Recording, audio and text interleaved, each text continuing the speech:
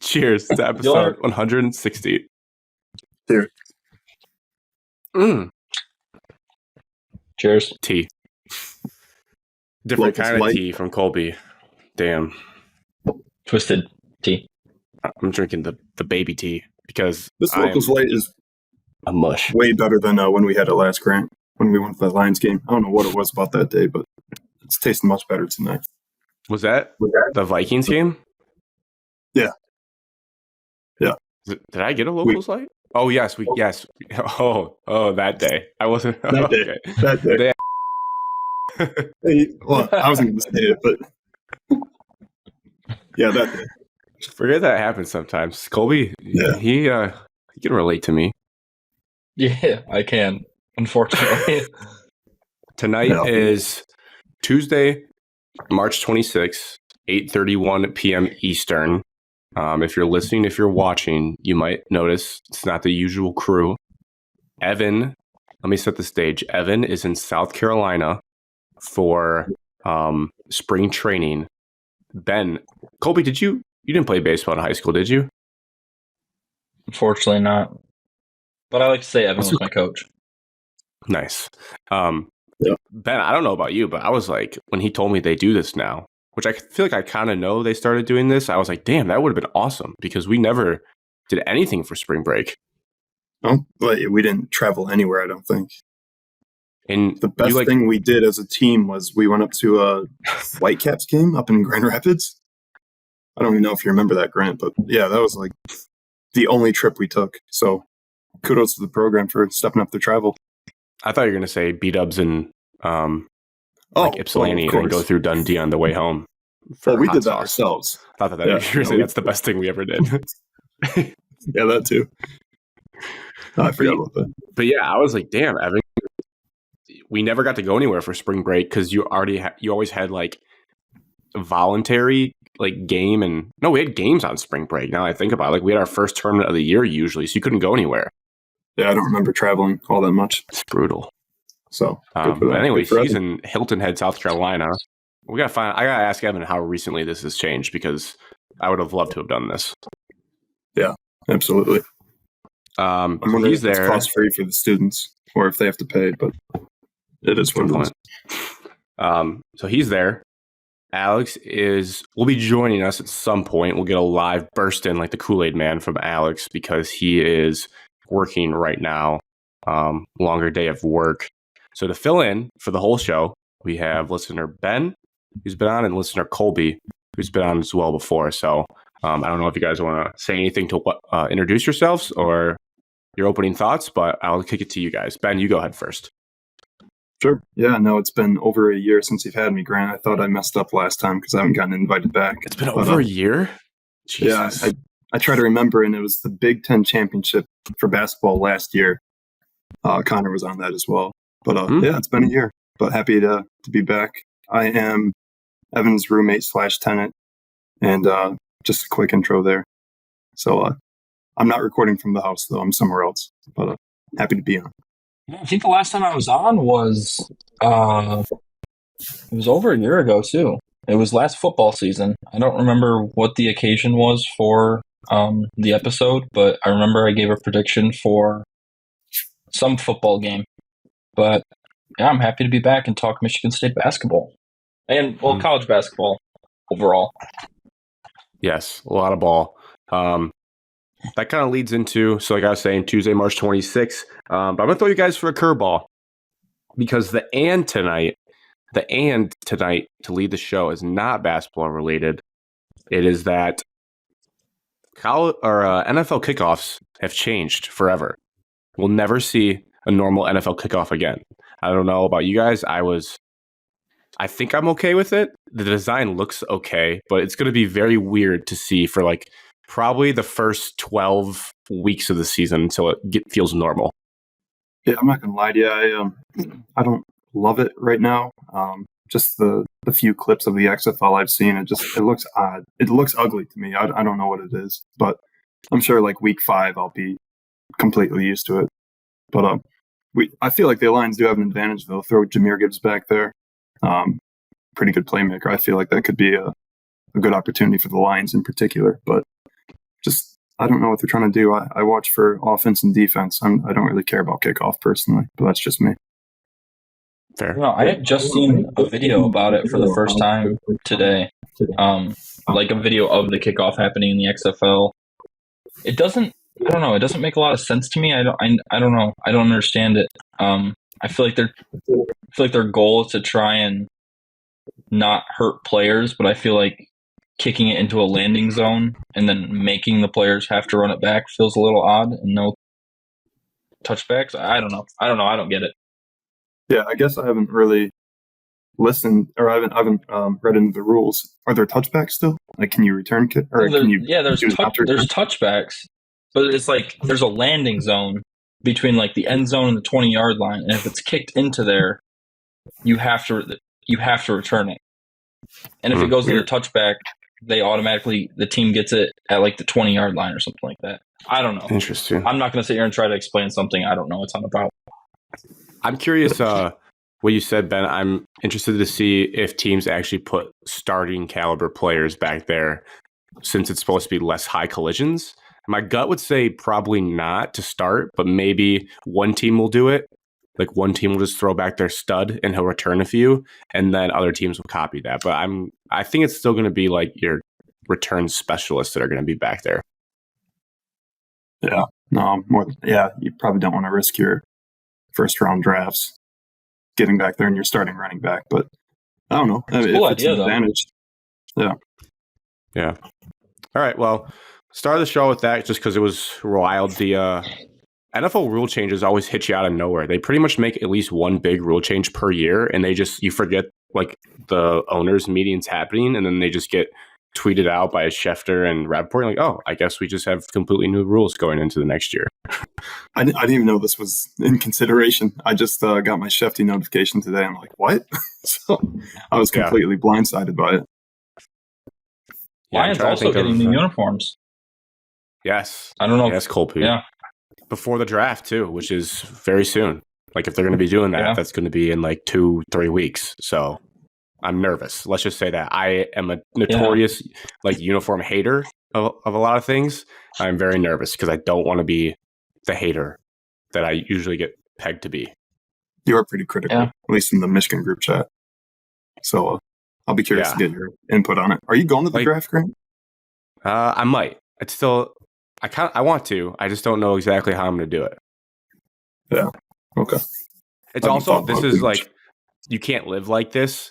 And I don't think it's going to factor in. But the whole Chiefs shooting at their parade made me feel a little bit weird about massive NFL events. But from what I understand, that was just a dispute between like friends. I don't think that was an actual like attack. So I don't even know why I'm putting that out into existence. But I remember the last NFL one, I was like, oh, that would be scary if that happened in Detroit. But I'm going to try to go down there. Yeah. No, I didn't think of that. Way to spark fear in me. I'm not going. I read, though, that I mean, every city says this, but there was some article on The Athletic about how they're really going to beef up their security efforts for the draft. Like they have a plan they feel really good about. Although I feel like that's a no duh, because like, would they ever say they don't feel good about their security plan? So who knows? Our security's average. Yeah, we're going to risk it all this weekend. A few weapons might slip through, but you never know. It's 50-50. Yeah, but vibes. So on tonight's show, we're going to get into weekly check-ins. We're going to recap the round of 64 and 32. Just the men's tournament. We talk about a little women's hoop. I only wrote the men's in the doc, but we could give the women's a little bit too, because I was anxiously waiting for the outcome of Iowa last night, West Virginia. Caitlin Clark survives another day. And then we'll preview the Sweet 16 and Elite 8. Other news in college basketball still, Dusty May got hired by Michigan. We'll talk about our thoughts on that. And then I have like a mix of Lions stuff at the end. I added the Cam Sutton news was on there. Weird story, sad story. And then I don't know if we talked about the DJ Reader signing last show. We could do a couple minutes on it. And then Netflix is going to be, Amonra is part of that Netflix show Receiver, which I'm very excited about. So we can just talk about that for a quick second at the end. But without further ado, I'm going to go by alphabetical. Ben, you're going to be Alex. So you're going to tell us first if there's anything you want to share from your week. Well, last time I gave my weekly recap, it was a year ago. So what have I done the past year? No, I'm kidding. The past week, I don't know if you remember, Grant. I was in that league with Alex last year for basketball. He moved to Texas, so he obviously didn't rejoin. But I the one in Ann Arbor. Yeah, Saline, same thing. Oh yeah, gotcha. And we just wrapped up our season. We had the championship game on Wednesday. Similar outcome. We lost by 4 in the final, but it was a good season. It was fun. Scored some points, but I couldn't pull off first place. So had that wrap up. Immediately after, I drove up to Grand Rapids to watch. It's tradition to go hang out with my college friends for the opening weekend of March Madness. So nice. I got to Grand Rapids around 1 a.m. and was there for Thursday and Friday. So I took Friday off. I had vacation only to watch basketball, and I loved every minute of it. And then just came home on Saturday and continued to watch basketball. So pretty non-eventful outside of March Madness, but it was a good week, I'd say. Very nice. It's always eventful when there's March Madness on. Oh, yeah.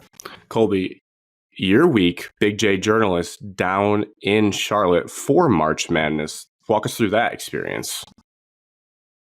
It was good. It was a really cool experience. It was me and 3 other guys that are in my organization with me. Long drive, 10.5 hours, but it wasn't too bad. It actually went by pretty fast. We made good conversation the whole way down and the whole way back. One of the kids we were with, he lives outside of Columbus, so we stopped at his house on the way down. His mom made us a really nice dinner. Clutch. Tacos. Clutch. That was nice. But getting into the action, got down there. First whole day this was Wednesday. We left Tuesday, so Wednesday was like a media day.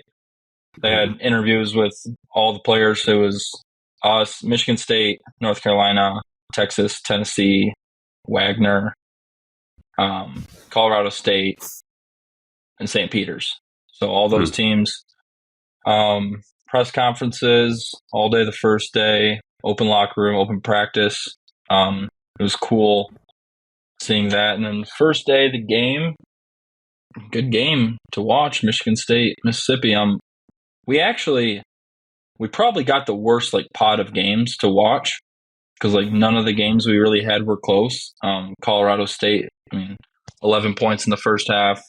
Yeah. Michigan State and Mississippi State wasn't particularly close. North Carolina, Wagner. But yeah, overall, it was a really sweet experience. It was really cool being in that professional setting, I guess. And just kind of walking by people that like Brian Anderson and Jim Jackson, just having walking by and talking to them and stuff, just normal. Jason Benetti, future, already current Tigers broadcaster, was there too, doing it for the radio. So yeah, really cool experience down there. Was there from Wednesday to Saturday, and then Sunday morning we got up bright and early and left and got back about 9:45, 10 o'clock Saturday night or Sunday night. Did so the first part you said media day, that almost feels like not the Super Bowl of the event, because obviously you're there to the games, but that's your guys' chance to go ask a bunch of questions. Did you guys spend any time talking or asking questions at any of the other teams' media sessions, or was it more you're there for Michigan State? I did personally. I went to the first day. I sat into the Mississippi State press conference just because that's who we were playing. So I wanted to put some stuff in my story I was writing for that, and then same thing on Friday when it was the other media day. I went into the North Carolina locker room, sat in their press conference. So I will say it was pretty cool because you kind of get used to talking to the Michigan State guys, but having a one-on-one conversation with RJ Davis was pretty cool. Walking away from that was being that was pretty sweet to do. Nice. Yeah. Didn't one of your clips go national? Didn't CBS repost something? Yeah. I put a video on Twitter of Tom Izzo talking about Mahdi, and then I don't know.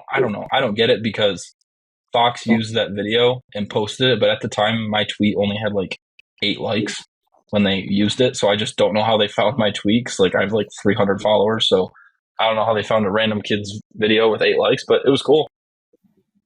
They pay They you? must That? have been You get must your have been credit? searching his name. I did get my credit, but I did not get funded. No. Did they send you like those classic DM like, hi, like it's you can tell it's like someone working on their news desk or like AI, like, hi, Colby, do we have permission to use this video? Or did they just No. take it? No, They just took that thing. I was literally like one of the kids that was down there. One of my friends from school here, he was down there. He texted me. He was like, "I see Fox use your video. Congrats!" And I was like, "What do you mean?" And then I just went on Instagram and saw it, and they just credited me there. Nice. Like, so would it be frowned upon if you went into like the Tennessee media session and you started asking Dalton Connect a bunch of questions? Like, would their reporters kind of side eye you? Like, why is this Michigan State person coming in and like wasting our time before their game? Or No, I don't think so, because there was a lot of like other people from other teams were like in Michigan State's like asking. It was kind of just a free for all. Everybody kind of did whatever, and also, yeah, like nobody was really getting upset. Like you did every time you asked a question, it was like you had to say like your name and where you were from. But I, at least when I saw other people, like when there was people from like some guy from Texas asked like Tom Izzo a question, and like nobody really turned their heads or acted like it was odd. Two other important questions: the food situation. One, your road trip snacks down and back, and two, the spread they had for March Madness for media members. I need a little bit insight into that. Good question. I thought it was going to be a little better. I'm not going to lie. The way down, one of the kids in the car brought a bag of Doritos and a big box of Cheez-Its. So we all just kind of feasted on those. I didn't bring anything cheese, personally. Yeah. And then obviously we had the dinner with my buddy's family. But actually there at the event, it was every day you walked in, you just got a meal voucher, and it was worth $20, and you can get anything on the concourse up to $20. Oh, okay. So they That didn't probably like goes actually fast, have like though. homemade. Yeah, I really only needed like one meal while I was there, I guess. Like I guess it would have been nice to have two. The one day they did have like sandwiches that they made, just like turkey and cheese sandwiches as like a buffet type thing that you could have. But no, I kind of thought it would be a little more, so I was a little disappointed. But the concourse food was great, so I had nachos a couple times. Those were really good. They only give you $20. Was it Where you got? expensive? I was able to get a pretty big portion of nachos and a thing of mac and cheese, and that was like $18. So I mean, that pretty much used it all. So I mean, yeah, it was expensive, but they also had like unlimited drinks down, like downstairs where the media was, like Powerade, bunch of pop, water, different things. So you didn't need to spend money on drinks. Yeah, Nice. definitely Powerade. I know they get crazy about Yes, no they showing did have a Gatorade. lot of Powerade. No Yes. Gatorade allowed to be shown Also- during March Madness. Interesting thing was, and this had to have been like a, just like a rights thing, but they had people guarding like the tunnels onto the court. You could not carry a drink, like a bottle of Coke or a bottle of water or anything, onto the court. You had to pour it into one of their NCAA cups in order to bring it onto the court, or anywhere inside the arena that wasn't back there. I've heard that. I don't know where, but I heard someone say that before. Like they're like Nazis about the beverages that are in view of cameras. Yeah. Yep. Yeah. So You couldn't even when you walked out there. It was just crazy seeing like how strict like CBS was with like their TV rights too, which I fully get. But like I was standing in the tunnel watching the end of that Tennessee Texas game, just because it was kind of close at the end, and like a guy came back and was telling us like, I don't want to see anybody taking videos. We've already had an issue with it. If you do it, you will be in trouble. And like he was like, CBS owns the rights to everything on this court. You can't take a video. So it was like kind of intimidating. I was like, all right, I won't take a video then. Kobe goes, "What are you gonna do? Spank me? Yeah. Let me send this to the group chat." Literally. I guess it makes sense. So that's like, from what I understand, that tournament makes like 90% of the NCAA's revenue. Yeah. No, I wasn't Because- surprised by it. Because like everyone thinks college football, but from how I understand it, college football gets spread out like amongst the teams and the conferences, and then like the college football playoff it's not the NCAA, it's its own thing, it's their own committee. So like the NCAA as an organization, the biggest thing they own is the tournament, and that makes like all their money. So that makes sense why they're crazy about it. Yeah. They're crazy I didn't about know everything. that about the playoffs for football. That's interesting. I think, I mean, I'm sure they get some money, but like it's more like whatever the college football playoff committee is, like they're, and then ESPN and the company that owns the rights to it, like that's where they get most of their money. That's like the majors in golf and the PGA Tour, two separate things. Which I just found out with this whole live thing. So yeah. Well, very cool, Colby. I'm sure we'll might get some more insights as we get into MSU UNC. But for me, similar to your guys's, just watched a ton of basketball. I even put it in my calendar. It just from Thursday to Sunday. It said March Madness was the only thing on my calendar. That's it.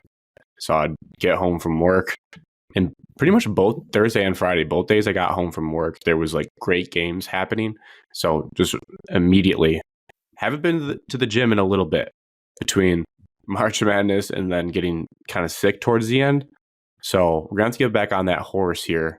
But then it's tough because the games start Thursday again. So I guess you can go Saturday, Sunday morning now. You can get that out of the way. Taking a month off. Yeah, because you don't have to sleep. Well, you still got to sleep in a little bit because these games. Anyways, I'm getting ahead of myself, but the Sweet 16 tip times are ludicrous. Yep. But I watched so much basketball, ate like a jackass. I think Friday we had Jets. Got an order of Jets for Friday. Some pizza, wings, breadsticks, a small salad. And that lasted us into a little bit on Saturday. So there's our Saturday lunch. And then Saturday night was fun. So we watched Michigan State UNC here at the apartment. And then we went to a bar for the Oakland craze. Because, I mean, I didn't know what to expect in Rochester. We probably didn't go to like the biggest sports bar, but it's a bar in downtown Rochester. And it was pretty packed and people were pretty passionate rooting on the Grizzlies. So that was fun. And then Sunday had Taco Bell around dinner time. So really just put the body through a blender this weekend between sleep and eating. And I wonder why I got a cold. That's probably why. But that's pretty much it for me. Yeah, was that bar you went to, was that the one that like put on anything but March Madness? Yeah. Didn't you send a picture of a bar? That's a good point. Just boycotting March Madness. Yep. Yeah, and it sucks because I do enjoy that bar, and they do have a really good spicy margarita and like solid food. But their sport viewing situation, which has never been bad before, they just didn't have the right package. They were clearly streaming this off of like Stream East. It was very apparent that whatever they were doing was illegal because they had like 25 TVs, and that picture I sent was like a wall of them, like 4, 8, 16. Like it was a wall of 16 TVs. And they had every single screen on Oakland, NC State, which I go back and forth on. I get it because it is such a, like, this is a once in a lifetime thing for this town of Rochester and the College of Oakland. So I do get it. But selfishly, with other games going on that I have money on, I would like to have seen like at least one TV have like Illinois Duquesne or whatever else was going on at the time. Like just show me that over there. But the problem was it was blurry. Like the TV was blurry. I could not read how many fouls each team had or that's really annoying.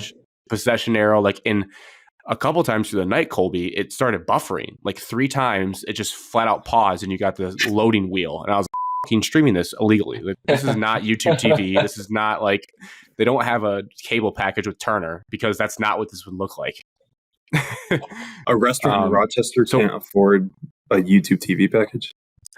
I don't know. Wild. And we were we were way behind after a while because I almost started pulling it up on my phone, YouTube TV, so I wasn't behind the group chat. But that's why whenever I was texting, I was way behind, which you guys had already seen. Sorry. And then the game ends, and then I'm like, all right, like I'll stay here for like one more drink, and we'll watch the next round of games conclude or whatever, and like go back home at halftime of the next game. No, they just like, look at this guy. Hang tight. I'm just getting through the debacle at Tuvalu about the TV situation. So the games shut off, and then the middle screen of that 14 wall, the middle is like the beer menu. Then there's one for Keno, which they had to have. I get that people are playing Keno. And then it is the top row is an NHL hockey game, like Edmonton versus someone else. The middle row is an NFL Network throwback football game. It was the Steelers versus Broncos Tim Tebow playoff game, just running during March Madness. I'm like, I don't want to watch that. They did put on the Big Ten championship hockey game, so that was going on, and then and then it was Big Ten wrestling championships, and I was like, I'm not staying here. I don't like these are fine, I guess, the championship for hockey, but I want to watch the basketball game, so closed out of there as fast as possible and left. But just fast. Something similar. That place cleared out so fast after that game ended. It was insane.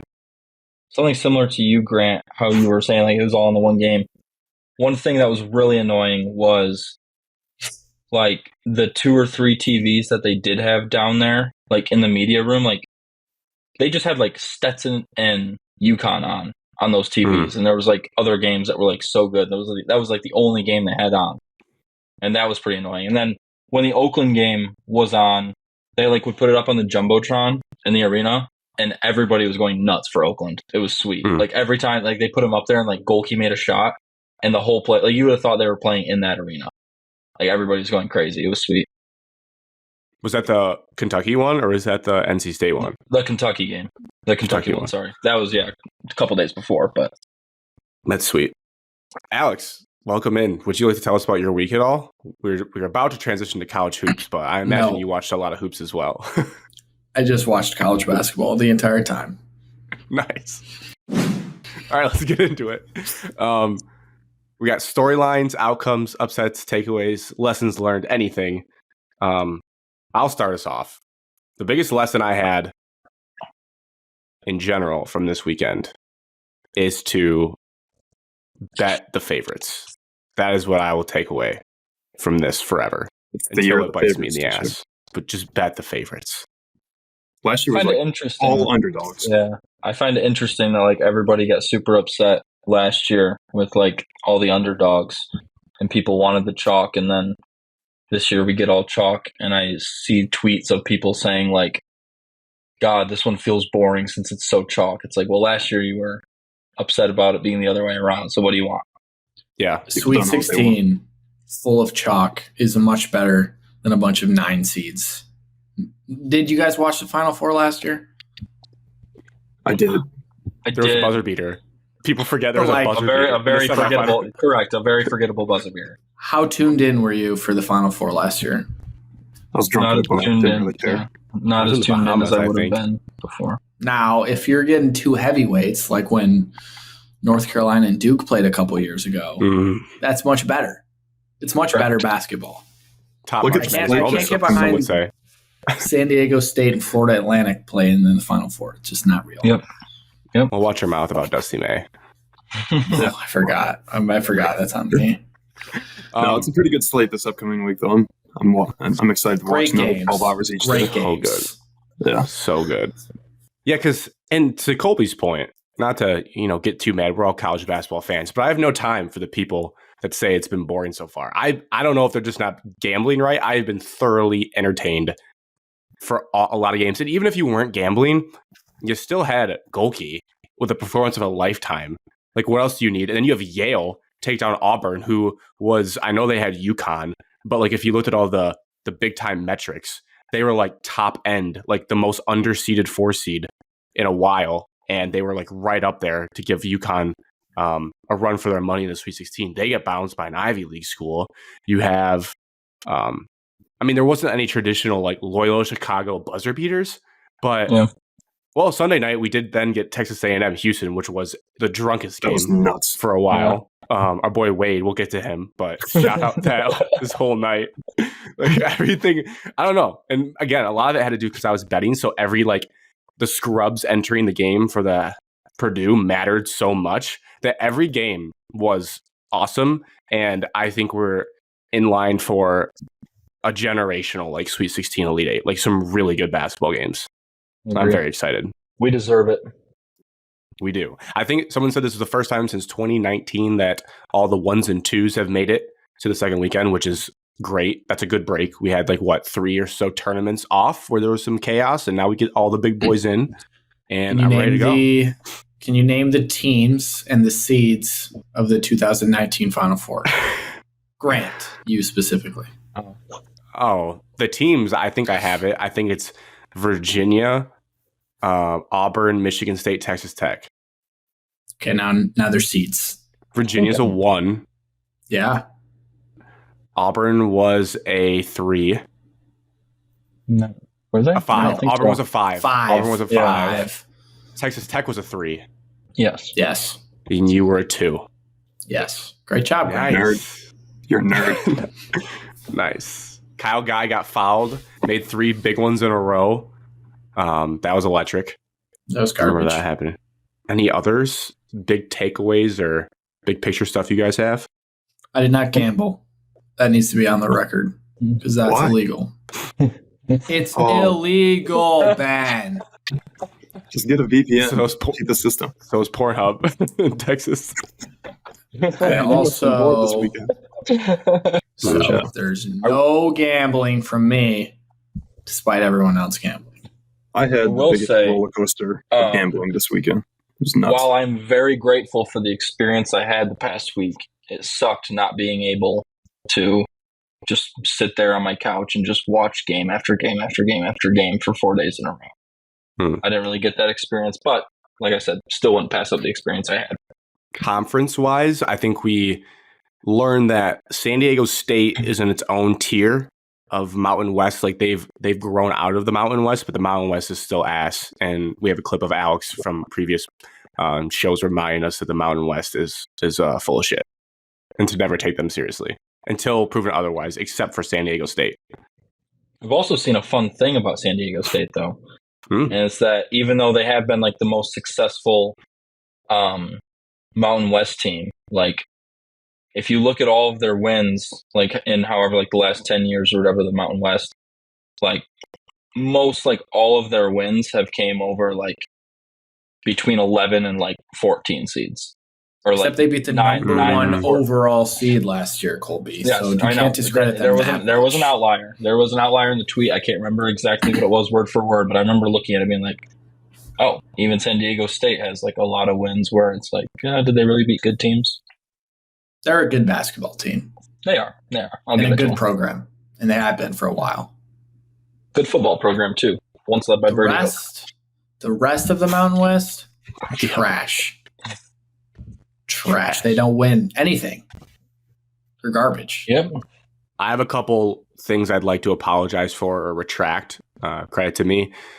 One, I said when we were filling out our brackets, Alex, Evan, and I, which I think that bracket's probably not too hot because I changed my mind so much the night after we I did hated that. all of the picks that you had. It was basically you and Evan's bracket. I didn't even get any say. I think we had McNeese State in the Sweet 16, and then I woke up the next day and I was like, they haven't played a soul. Like Michigan is their biggest win in the season. They're probably terrible. I flipped that out. What I learned was I said I have a theory that all these bid stealers were going to flame out in the tournament. No, Duquesne won right away in our face. Oregon blew the doors off South Carolina. NC State is in the Sweet 16. Like that was just historically wrong. That happens like every year because they just keep that momentum going.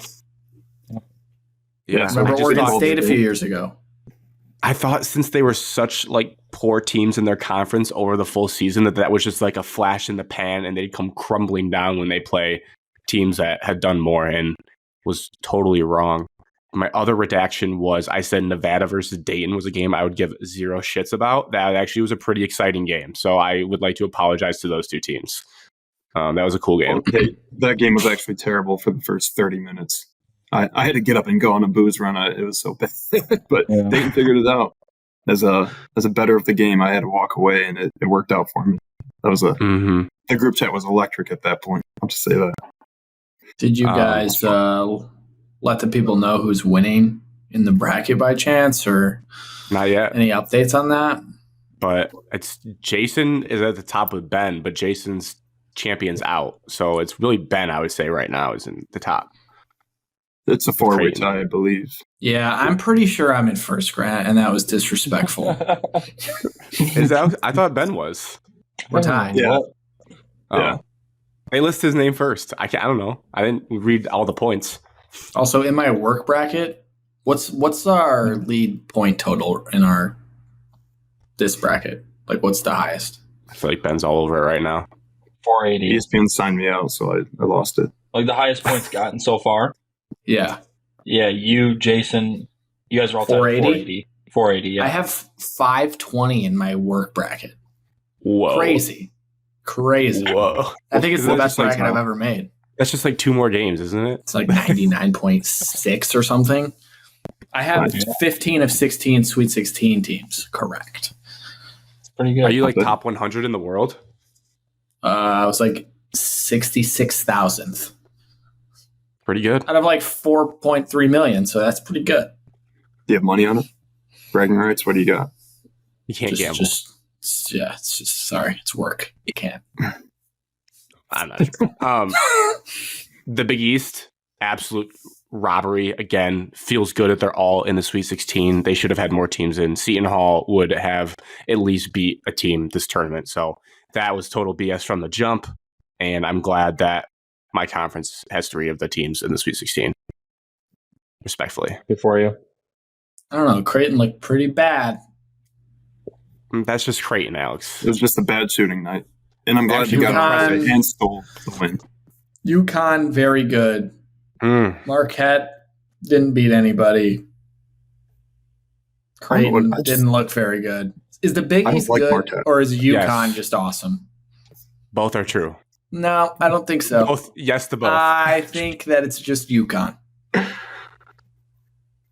Top heavy league. That's why the rest of the teams are in there. Creighton can be really good. Creighton might have had a bad day, but I think Creighton can be very, very good. They have the talent. For sure. Creighton winning that game, playing terrible basketball, is actually the most encouraging thing for Creighton futures, is that if they actually hit shots, they will beat teams by 30. That's exactly how I felt watching. I mean, they were playing a team of 2. Yeah. They played a team of 2. Performance. Hey, they made the adjustment with like 3 minutes left. Marquette stinks. They just had a cakewalk region. I think I just need to get into the weekend of the betting, because I think that's how I remember all these games, and then we'll do MSU, UNC, and talk through. We don't need to talk about that. It's not much. We did talk about it a little bit. Colby was there. Okay, we have an actual journalist that was on the floor. He might have some insights that we can't get anywhere else. I can give you the quick 4-second. North Carolina is really good, and they got like 5 25-year-olds on their team. And Michigan State is led by a guy that, well, I would say things about him, but I'm not going to. Say that, Alex. That's why. That's it. That's the whole thing. We're done. We moved on. You're talking about the solution, or who are you talking about? The former solution. He never lived up to that solution billing. Forgot that was his nickname, the solution. Yeah, the problem. Ben, your brother and I had an extensive conversation on Saturday evening about AJ. I tried to badmouth him, and he still defended him. He's like, "I won't take that slander." I'm like, after watching that, you're still not accepting slander? But, I told him I was out. He is still in wherever AJ goes next year for his transfer season. He'll still be supporting the solution. Get ready to learn Chinese, buddy. He's not good enough for China. Let's see here. So Thursday, going back, was pretty ho-hum. Well, I wish I was on Thursday, dude. I wish I was on Oakland. I didn't have anything on that game. I was not on Oakland. I also should say, I know Alex knows, but Ben Colby Durs is cool. I want to do it with our friends next year. Marissa's mom and some of her friends up in the UP, they do this. They basically do fantasy sports for the tournament. So it's a snake draft of players. There was 10 people in this league, and everyone has to pick 12 players. And how it works is you draft your team of 12, and you add all the points they score throughout the tournament, and whoever has the most points on their team wins. So it's like, I learned kind of the hard way this year. It's a lot about strategy of, would you rather take the leading scorer for a team that might lose their first game, or would you rather take Fletcher Lawyer, the 4th scorer on Purdue? And like, people kind of build out their team. So I had a mix. I think I was the 7th pick. I had Baylor Shireman from Creighton was a top pick for me. I had Johnny Broom from Auburn, Reed Shepherd from Kentucky. I'm trying to think of the other big people. I had a guy from BYU. I got risky. I took the leading scorer on James Madison, which actually wasn't bad because they played 2 games, but a lot of the teams out. I had Drake's leading scorer. I had Tucker DeVries because I was like, I want to take the guy that might score 20 points in 2 games and get knocked out and have like 40 points from him. But my plan went poorly. I was the leading scorer after the first round of games, but I only have like 3 players left now. So it's going to be, and some people have like 9 players left because they just took like the 4th leading scorers on the good team. So I was rooting for all that as well as my bets, which kind of complicates it. But I say all that to say next year we should do that amongst our friends. It would add a nice element to March Madness of rooting for specific players on teams. I've never heard of that before. That sounds actually really cool, really fun. Yeah. Everyone does have to like know a decent amount or at least print off like the top scorers on the best teams because it could take forever because you get into the nitty gritty of teams. Like you're taking the leading scorer on, Clemson or the second leading scorer on Clemson. Like you got to have people on your list that you can. You don't know who the leading scorer on Clemson is? Not until this weekend. I didn't. I had Lobos, which we'll get to actually shortly. Sweet 16. Nailed it. Nailed that pick. Just want it to be known. I knew when you said that I was like, these are going to make the Sweet 16 because Alex is going to be right about this one. And it made me mad. I hate so in the Lobos. But yeah, Thursday was good. Thursday night was bad. That was dark. Luke was up with me. I think a few other people. Colby, you were up because we were talking about the block. It was a twofold heartbreak. Drake was up like 8 points, was like 6 minutes left. And they just played passive and they just peed down their leg and they let Washington State go on like a 20-6 run to end the game. And that was devastating because I had the money line. They were like a plus 650 bet to make the Sweet 16. I thought maybe if they got that home cooking versus Iowa State, they could upset them. I had Tucker DeVries on my fantasy team. I was like so mad at the Drake Bulldogs. And then we had given up on Samford Bulldogs, our no sweat Colin Coward. Well, they looked so bad the first 15 minutes. They were down like 20 points. They looked terrible. But I kept thinking, everyone says they just pressure you and Kansas is not deep. So maybe the second half will turn. And lo and behold, it turns. Just as I'm sad about Drake.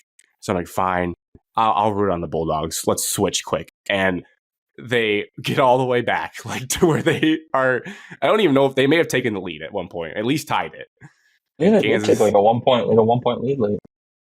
Like it was full. It wasn't like, oh, like they're not really there. Like they were there. Like, oh my God, this is going to save everything. Juicy money line bet, no sweat. Even if I lose, I win, but I wanted it bad. And then they have the block of the tournament and a phantom whistle comes out of nowhere. And I'm just like so devastated going to bed Thursday. Had to like be quiet, sneak into bed, not to wake up Marissa. And she has no idea how I'm feeling. Just so depressed in that moment going to bed. Wake up Friday, super tired at work and kind of talking through. I let the group talk me into Colgate. They pummeled by like 50 points. Dude, who started that? Because I saw that. I'm like, guys, what are we doing? I think it was like Connor and Cody. Like I think both of them vouched for them or there something. was multiple like underdogs that got thrown around. I'm like, guys, what are we talking about? You've probably never seen these teams play in our lives, and we're betting on them? It's bad. Yeah, bad. I fell victim to it too. The whole chat fell victim to it. Baylor.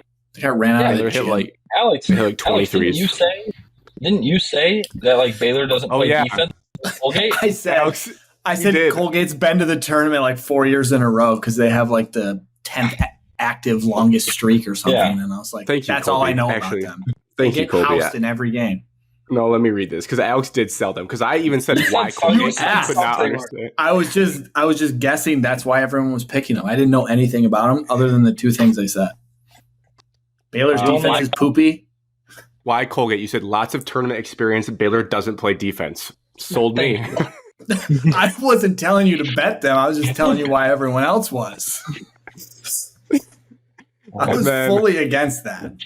So that went terrible because my first bet was supposed to be New Mexico. I was like, whatever. And then I'm like, all right, everything's on the Lobos. Also, we didn't really hear from Wyatt because he was all on the Lobos before the tournament started.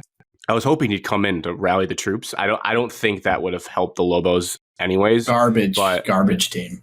I was like talking to people at work. They're like, yeah, like we got the Lobos in our bracket and like I think they're going to win today. I was like, all right, like Lobos, good energy. They just get smacked right away too. They're down like 15 immediately. So they're dead. I saw a tweet because I was looking at Twitter this weekend, hand up. I needed to. Wow. I needed to because I didn't want to miss anything. There's clips and stuff, so I needed to be on it this weekend. Screen time probably But crazy. I saw one tweet. It was like, imagine being that one guy that was just like, yeah, you know what? I think New Mexico is going to win. And then like 85% of people pick New Mexico, and then everyone loses money. Just like that one guy who.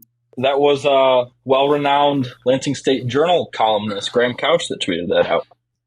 Dude, so funny. Because some dude was just like, yeah, I really think New Mexico is probably the team. I fell victim to it. Everybody fell for it.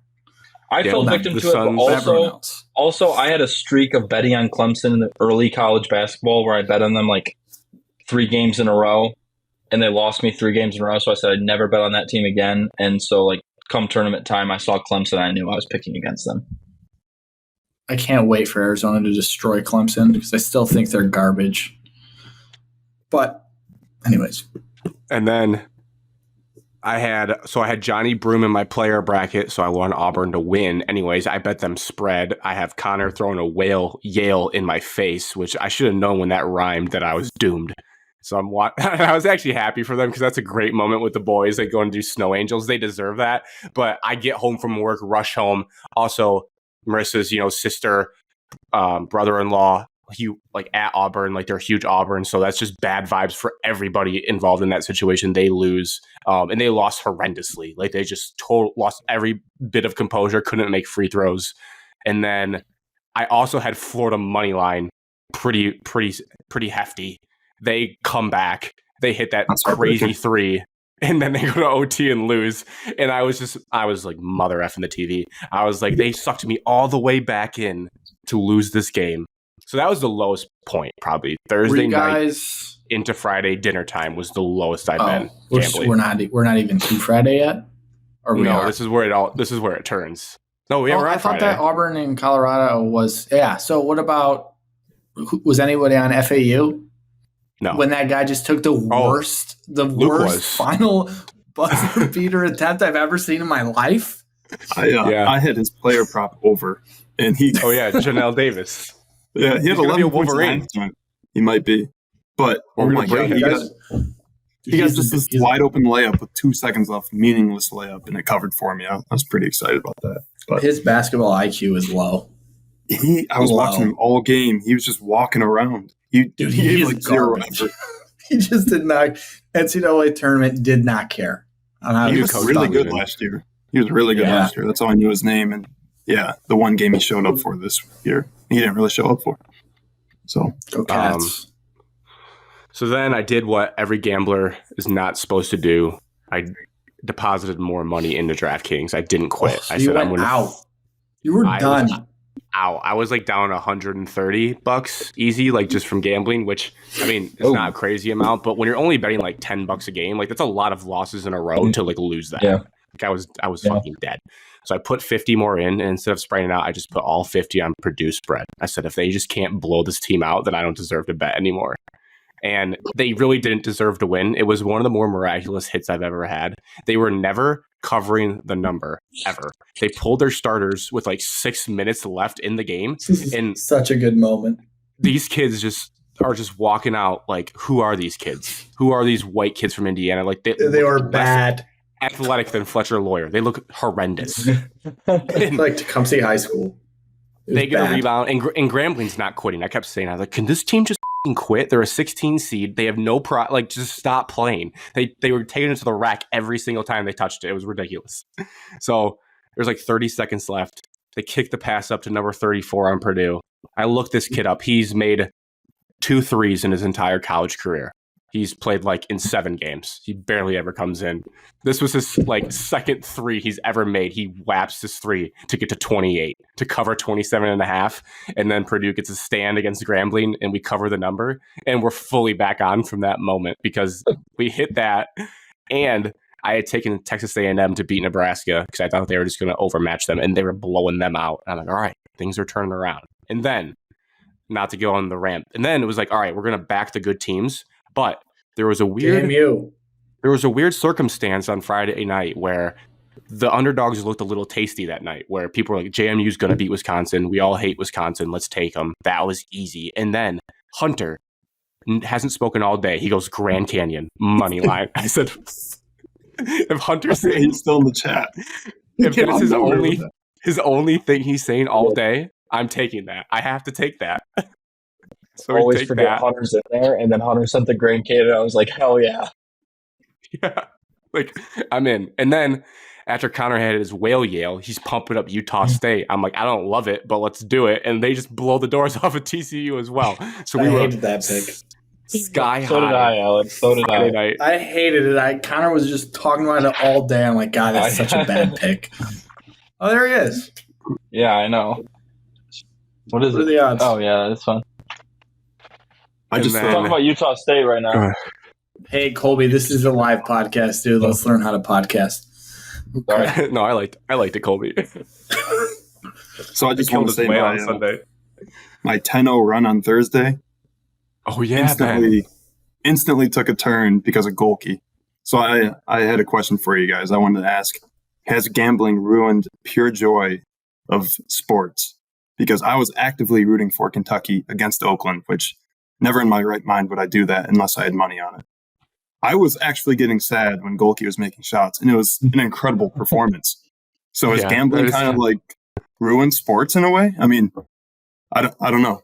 I'm watching more because of gambling. Yes and no. I think it increases your like passion, but it's all just like where your money is. But like for me, since I wasn't betting, watching Oakland was awesome and I fully enjoyed that. But then when you guys were all on your plays and I just pretended that I was on your plays, I had a great time there too. Method acting. Creighton, Oregon was the most fun I've ever had watching the basketball game. I was gonna say I like almost peed my pants laughing, like thinking about I've reading. never had more fun watching a basketball game and like looking at our group chat. It was hilarious. I missed so much of those I missed so much of those conversations. Like, I know you guys were like talking a ton about Creighton, Oregon, but I was like busy. There was only 4 of us during that. Oh, okay. But I don't even know. We were just grinding. You guys bet Oregon? You guys bet Oregon? No. Creighton game? Creighton. Oh, you guys bet The whole Creighton. squad was on Creighton. Yeah. Oh, okay. Dead. Well, I will say we watched in the hotel. We watched the end of overtime in the hotel. The bar was literally like 2-3 minute walk. Got there, and by the time I saw what the score was, I was like, "How did Creighton get up 12 in overtime?" I was stunned. It was a crazy overtime. They were dead, Colby. They were dead. Hey, that Oregon guard's a stud, though. I forgot his name, but he... Kuznar, spatula. Kitchen utensils. Yeah. He's cooking Dude. He was I fun to forgot watch to when I say was actively rooting against him. about the Purdue game, I like the move. I think I might have to do it because I've done it twice now, and they've been the best, luckiest wins of my mife. Well, no, Wade might have been luckier than all of them, but I just started doing push-ups for Purdue when my back was against the wall. Every time they got a stop, I would do a push-up, and then every point they would score, I'd do a push-up in that Grambling State. And then I started doing that for Creighton because I needed them to win bad. I did that during Michigan State games early in the season when things were going south. And then I realized that they're just going to lose a lot of games and I can't do this every game. So I stopped doing it. But just so you know, I have done that. So you're not the first. Also, Grant, when Marissa posted that Snapchat story of you doing your push-ups, that was during Creighton, Oregon, I think. Yeah. Because you rushed to your phone after the basket as fast as you could to see the group chat. And I was like, yeah, that was me. I just had it open as I'm watching the game. It was just so funny. When they threw the oop to Dante and they did Dante's Inferno, I was laying down so sad, and I saw Cody say what he said, and then when Kalkbrenner hit his Kalkbrenner's Inferno, it made no sense, but I was like pissing myself. Well, he hit a 3, and I was just excited for him. I was pissing my pants laughing as I was sending that out.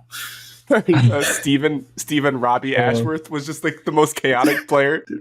Robbie. He airballed like 3 shots, but then kept shooting, and then he just banged huge threes. Yeah. That's the point about sports where like I would not have cared about that game. Yeah. The late nights, that happened with Wade too. It just gets delirious towards the end of those nights where, I don't know, you could say anything.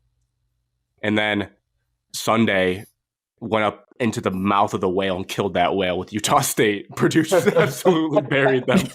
I texted Grant before that game. I was like, I don't want to be publicly against the whale, but I think Purdue is going to win big today. So that felt good.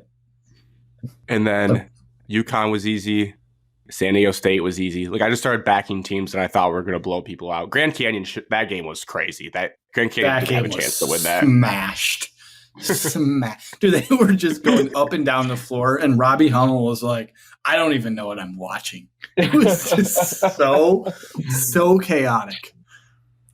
And then my last betting one was our Sunday night cap, which was so good because there was a lull there. And turned it off. A&M Houston. Really? Turned it off. It was like 2 minutes left. I'm like, this game's over. I'm going to bed. We were talking. That was a really good game. It was like 12 minutes or 12 points with like 2 minutes. It was 10 points with a minute and a half. Whatever you want to do, they were dead. And our boy Wade, I don't know why. I hadn't been doing player props that much, and I've been losing all the player props I did.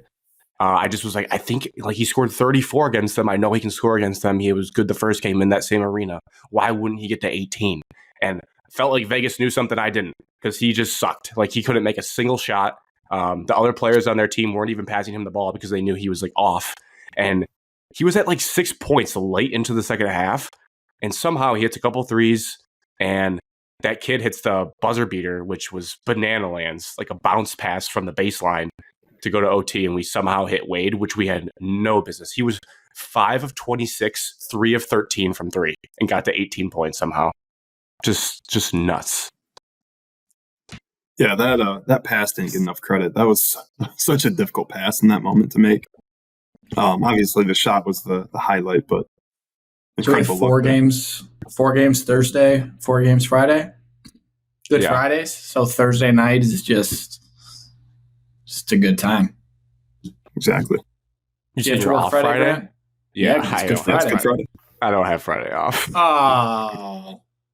Well, you guys I will both be have up Friday for the off? late night games. Yeah. Oh my god. I mean, I'm going to be up for Easter when it gets delirious, but I'm going to be up for the delirious portion of I already pretty much have my bets in my mind, but I don't really want to say them yet. But it's pretty chalky because I think I just got to stick with my strategy.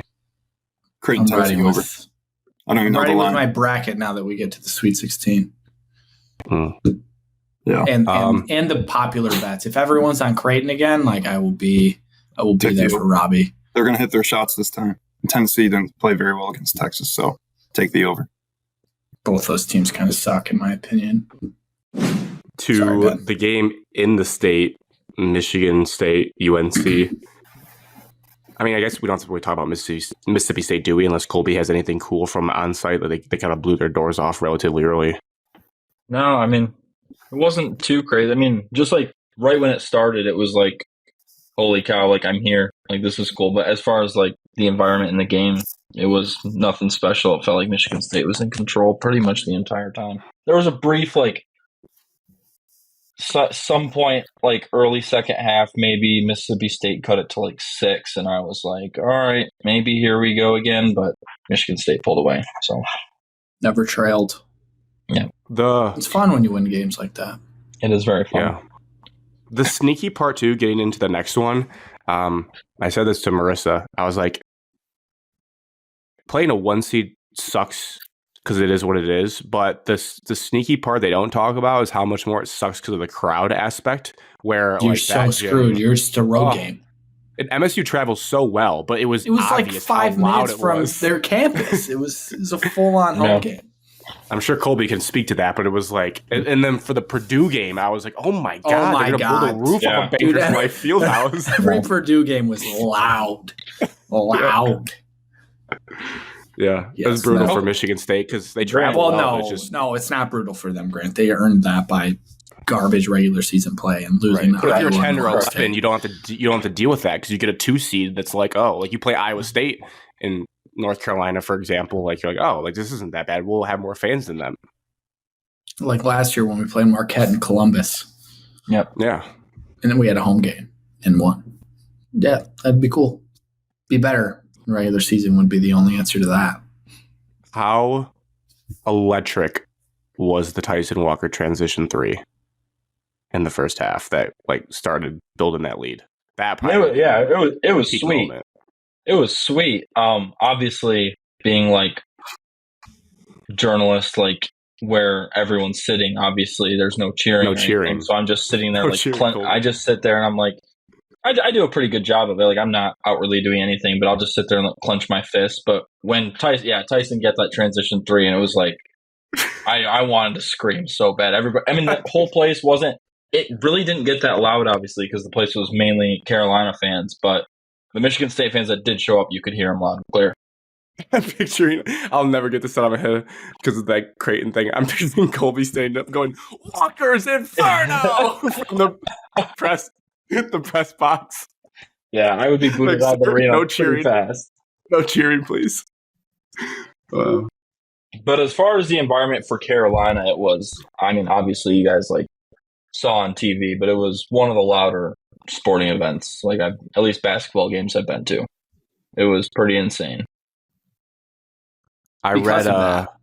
Go ahead. Go ahead, Alex. No, you. I was just gonna say, because of the crowd, when we were up 12, I did not feel good whatsoever. I'd never felt good in an ounce of that game. I was maybe just hang around, but I never felt like I guess some people probably saw that we were up 12 right away and wow, we're gonna win by 20. And I was sitting there how long can we hold on to this? Turned out not very long. Yeah, I fully expected Carolina to come back, but I didn't expect us to give up a 23-3 run or whatever it was. That was pretty stunning. But credit to them, they were really, really good. Yeah, I didn't feel good, but when they went up 12, Alex, since we were talking about the blueprint of upsets, I was like, oh, this is going to be a game with 2 minutes to go. That's what locked into my head, and I was wrong about that because I didn't think the comeback was going to be they were what?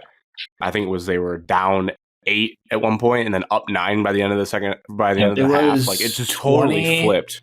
6 to 14. Yeah, and then it was 20. It was 28, 40-31. Yeah. I would have thought it would have been 2 more points. A slim Michigan State leader tied at half, and then. But even with all that being said, you still. I think people forget there was a 2-point game towards the middle of that second half, getting stages. So. I remember looking up and being like, "Oh my god, it's a 2-point game! This is a whole game." And then they just hit another run, and then believe at the just before the under 8, it was 55-51. It was,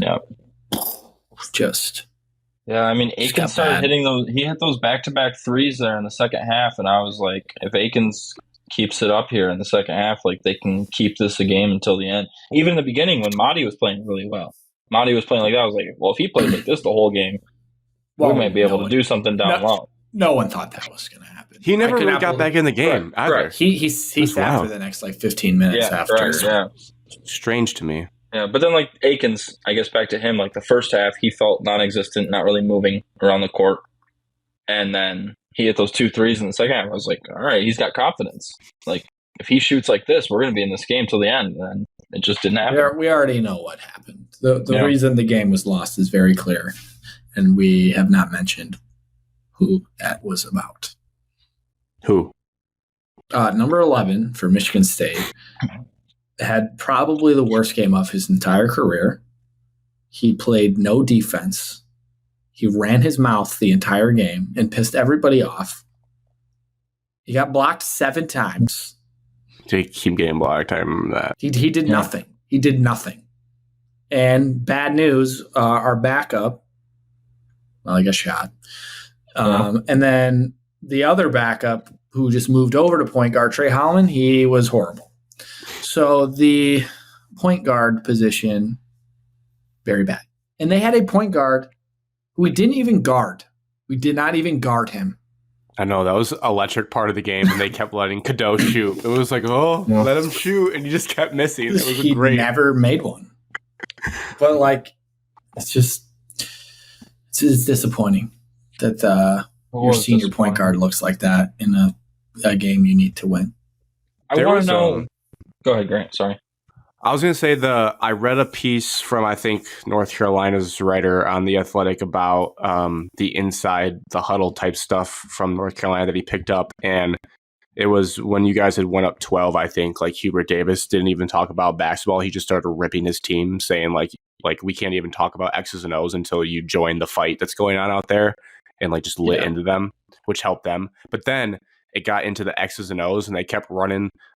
He cut out clips of it where they would just pin down a kid from the wing, would come out, then they'd enter it into Baycott, and then basically there was a couple where, it's like, AJ, like, what are you doing? AJ would come down to dig on Baycott, leaving Harrison Ingram wide open 4 times. Like, that's like, you just can't help off of him. And then there was the one, and this is where I got to apologize to Alex too. I saw the flaws of Xavier Booker's defense in this game too. Oh my God. Where so there bad. was one play. It was one so play, like, bad. One play, like, in particular, I remember he like ended up somehow behind the dude, and I was like, I don't really know even like how that happens. At one point, I ended up full Evan, where I was like Aiden Hutchinson watching once, like I felt like it wasn't going well. And I was just watching Xavier Booker on defense, and he was lost. He was just completely lost every single time. But he's a freshman, and that happens. Because there was that action where it kept putting Booker and Hogard in spots where they had to make decisions on defense, and it'd be disaster. One where Hogard would come down, Harrison was open, and the one you're talking about, Colby, I think is when the Withers kid 24 like snuck baseline behind Booker's back. So bad. And then they threw it to him. And they said in the article, I'd have to go back and watch, the player said, we basically ran that floppy action like 20 times in a row to end the game because like it wouldn't stop working. And to me, it's like there is some coaching of that, but really if you're playing basketball, like I'm sure Ben, Alex, you guys can attest, if a team's running the same exact play over and over again and you can't figure out on the court as players, like as seniors, that's probably just like, hey, can we talk this out, guys? Why do we keep giving up points on this one play? It's pretty wild to do. Yeah, you kind of figure it out at 2, maybe 3 tries, but just you got to make the adjustment. Carr and Booker, that happens. They're 18 years old and they haven't played a lot of basketball at this level. So I get that, and that's why Booker has to come in and go out and come in and go out because he can only play offense, which, I mean, if we're going to talk about his offense, it was on display. He looked good again. And I was like, he's got the talent for that. Mm-hmm. But AJ doesn't know how to play defense, and he's played in 7 tournament games, and he's started like 100 basketball games. It's embarrassing. It's an embarrassing performance. He couldn't figure out how to put on his shorts. He just wasn't with it mentally. Did you see that? I don't. Backwards. Yes, we saw it. Ben. I do remember that. Saw it. And then AJ tweeted out 11 being viral. Like, dude. It's sad that we got to this curious point. To what you guys think. You kind of mentioned it already, Alex. AJ transferring. Because I have said recently to people around me, yesterday in class, today to my roommates, or I guess the other day to my roommates, that I thought AJ was going to transfer as well. And I got told I was crazy. They thought there was no way. It's 100% guarantee. See you later. Gone. Yeah, I think he can find somewhere to play basketball next year. Oh, but yeah, someone's going to turn on the Kansas State tape and be like, holy shit, this dude's pretty good. And then they're going to get him. I still think he's going to smoke weed every afternoon. I don't know, yeah. I got it. I know his lane. AJ Hogard, lead guard at Louisville under Richard Pitino. That's disgusting. That would be interesting. That is disgusting. That's a spot for the kid. He's going to have a lot of teams that reach out because they're going to be like, we can fix him. I'm curious to see that list, that contacted list. I want to see that bad. They're going to, because he knows he can be good. That's the thing with him. Yeah, like it's not like he's not like just some terrible basketball player. He's fully capable of being good. He's Bo Bowie's replacement. Mm-hmm. I don't think Chris Collins would deal with that. I will say one more thing I want to add to that game, if I may. Something I guess I was fortunate, but also unfortunate to be a part of my first time having to go into the locker room after a team loses a game like that is one of the worst things to have to do. It just sucked. I mean, everybody's just sad. It's like, I want to put a camera in front of your face and ask you questions right now. Steven Izzo, though, gave some good answers, and it was nice talking to him. I think Steven was actually happy to talk to media and talk about his time, but yeah, I don't know. it made me feel for like the players, like just like with the amount of stuff people say online about them, and then they're sitting there like, they just like Malik was sitting there in the locker room basically saying things to the effect of like, I see all the things people say about me. At this point, I don't care. I'm just happy I got to spend my time here. And it's like, well, that's pretty sad. But I will say on that note, most of the players don't probably deserve the things that are said on Twitter. Yes, absolutely. That's why seeing that kind of like made me be like, yeah, I don't know if I'll ever like really shit talk and be really mean to players like ever. There's one player on the team that, for how much he runs his mouth at others, I think it's acceptable that he takes some blunt from you could say that, yeah. He dishes it out. Yeah, I don't know if you guys saw. Somebody asked, I think it was Harrison Ingram after the game. I think it was. Yeah, he's the one who said that. He was saying like they had a player out there talking trash all game and then did nothing, so that was fun. Harrison Ingram also ran his mouth the entire game, so. Yeah. But he backed it up. That kid, whap. Kid was an absolute strap that game. Yeah. Do you know where he transferred from? Stanford. Jeff Grant. I wanted him bad. You wanted him out of the portal for Butler? No, for Michigan, because I thought. Grant, you're a Butler fan first. Well, I'm both. At that time, I was still Michigan because we were coming off. It wasn't all doom and gloom yet. That was the off season last year. It would have been a wasted talent. 2 years ago. Could you imagine if Caleb Love went to Michigan and just wasted his entire season? Whoa. Let's revisionist history. Could you imagine if they had Terrence Shannon and Caleb Love as the backcourt? They would actually be pretty good. Plus Dick Man. Dick Man would have stayed. We still have to Dick Man, they might have blown up in the tournament, but they would have been like very fun. They would have made the tournament for sure. Yeah. They would be like Alabama. They would score a lot and they would give up a lot. I completely forgot about Terrence Shannon, like almost going to Michigan until like a couple weeks ago. Kind of crazy he's just playing, actually. It was funny about like just how it went. It was just they filed what Michigan tried to do for Jim Harbaugh. Yeah, they got the injunction passed, so he'll have his day in court eventually. But I guess right now he's good.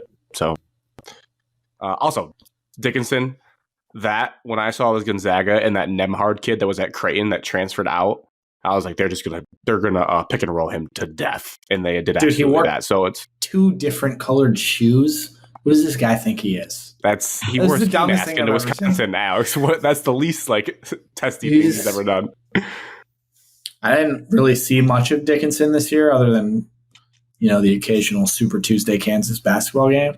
So I didn't like have as much hatred towards him, but still a loser. They didn't. You guys got way more flag nationally than they should have. They were like preseason number 1, and they were such a disappointment in their own conference and in the tournament. So people need to. I said they were bad in January. Just the so cancer of Hunter Dickinson more, because that was awesome to feel validated that he went there and did not live up to anything that they had promised. So, I fell asleep during that game. Woke up and Gonzaga was up 25, and I fell asleep when it was tied. And I was like, "Wow, what happened?" Grant, I think you were the one that introduced me to this theory. I think it's like Bill Simmons, Patrick Ewing theory, and you kind of brought that up about Hunter Dickinson, if I'm not mistaken, a long time ago. It didn't work for Michigan. Yeah, it didn't work for Michigan, unfortunately. But that made me think of that. Like I thought about that a couple of weeks ago about Hunter Dickinson leaving, and Michigan ended up not being good. But sometimes it can work for stretches where if your best player goes down, everyone else steps up and they like find something for a little bit. It did not work for the Michigan Wolverines this season. Unfortunately, you said that this year about that, but obviously did not work. I actually thought Michigan was going to be like a 6th seed in the Big Ten this year. I thought like with Nkamwa, they'd actually be pretty good. But obviously a lot of other things happened, including a point guard getting suspended for half the year, home and away games. So stuff happens. He's arguably a front runner, just like AJ. Yeah. I don't know if you can win with that guy. I'm going to be old man yells at clouds, and I hate that I'm turning this, but I like emotionless point guards that just like do their job. Like Aaron Kraft. Like just give me an Aaron Kraft that's just going to like put his head down and do what he needs to do. It doesn't like have to scream and be super demonstrative every time they do something well. That's where I'm at. I think Michigan State just got that. Michigan State has that. And you have to shoot the 3 as a point guard, respectively. Assuming. Yeah. I don't know if I had anything else. I didn't tell you guys because would have been bad vibes, but I had 4 bets during that game. I had Tyson to score 18 points, which hit, so I was happy about that. I had UNC to win. It was -3.5 was the spread. And then I took Ingram to have 10 rebounds and Baycott to have 11 because I was looking through their game logs and they have like all their rebounds. They didn't rebound that well, actually. So those did not hit, but I hit the first 2. That was stunning. Yeah, and crazy that if you had said that before the game, you thought, wow, Michigan State might have won this game. But executed the game plan offensively. Not only just the rebounds, too, but also I think at halftime, we were winning the turnover battle by it was like 11-5 or 12-5 or something like that. No. That's not true, Colby. I'm pretty sure it is. We turned the ball over a lot in that game. In the first, I'm saying at the end of the first half. At the end of the first half. I think in their 23-3 run, we turned it over like 7 times. All right. Well, you keep don't talking. quote me on it. I'm going to find the. I feel pretty good that we lost the turnover. He's going to go pull up the. He's got the backpack. He's going to pull up the stat sheets. Also, Colby, for those that haven't seen it, those media centers, they waste so much paper with the amount of things they print off and hand to people. Oh, absolutely. It's actually crazy. Absolutely. It's crazy. In the year 2024, when we all have like great Wi-Fi on our laptops, although sometimes stadium Wi-Fi can be terrible, so I do get that. But the old school paper will always be there. Yeah, they did. Yeah, wasted a ton of paper. Also, that was another really annoying thing is down in the arena floor level, Wi-Fi worked perfectly fine. Could do everything on my computer I needed to. As soon as I went up to my seat on the concourse level, everybody in the arena, nobody's internet worked, so you couldn't do anything during the game, which really sucked. But Alex, if you don't mind, this is Michigan State at North Carolina. First half official basketball box score. Oh, it's points from turnovers. Is what I'm. Classic. Yeah. No. God, dude, I came into that so confident. Damn it. Yeah, I knew. I came into that so win the turnover battle. You set that up so Colby, well, that just doesn't add up. You can't rebound a team and win the turnover battle and be down 9. That just doesn't That's why I was so stunned. But yeah, I didn't see the points from at the top. It just has down a row turnover 5-11. Something about that department with the incorrect stats. You guys just keep pulling stuff. You and Connor. Yeah. Sorry about that. Sorry, Alex. God, I hate when you're right. I hate when you're right, Alex. I hate it. Remember, people Alex do not was wrong like about that. Colgate. Alex was wrong about Colgate. My bracket says I was right. Looking ahead to this weekend, we already kind of talked about how we're excited for the games. Without giving things away, Thursday night, I like all the favorites except for I would take Who plays Illinois. Thursday? That's Clemson, Arizona, SDSU, UConn, Bama, UNC, Illinois, Iowa State. Illinois. I think I like all the favorites as well. I expect UConn to kind of dog walk everybody until the Final Four. Is Illinois favored? No, Iowa State. No, it's like a pick 'em. It's kind of Iowa State's like plus 105. Yeah. So that's the most intriguing matchup to me, where if Illinois doesn't hit shots, it's a new gym. Obviously, they're going to Boston now. Sometimes I think teams get hot in a gym, so the second game they'd be good, but they go to a new gym. If they're not hot, Iowa State might suffocate them because Illinois is not going to win the game based on their defense. They have they don't play much 90s. Defense. Yeah, no, they're in the 90s. But they have so much talent on their team, way more than Iowa State.